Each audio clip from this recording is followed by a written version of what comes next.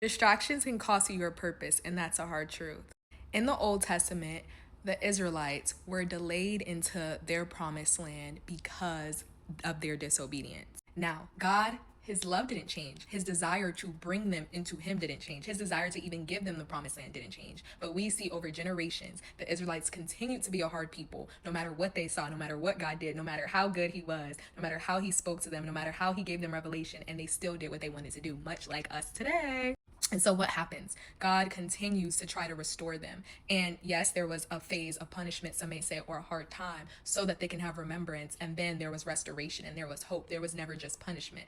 But for us, what this means is that God gives us instructions. God gives us general instructions, the body, as in like how to follow Christ, how to be in Christ, and how to love Ephesians with the church. But he also gives us personal instructions. And just like the Israelites or Zechariah or anybody in the Old and New Testament, Paul, the disciples, he has given them instructions, and they could be as simple as teach my people, shepherd my people. But you are called to do that because it is for a greater purpose. And so therefore, distractions, doing things that God hasn't called you to do, doing things that God hasn't called you to, and doing things in your own strength can delay the promise. And that doesn't mean that God doesn't love you. That doesn't mean that God doesn't care for you. That simply means that in order to align with God's perfect will and sovereignty, he will, get the glory in ways in which you may not understand.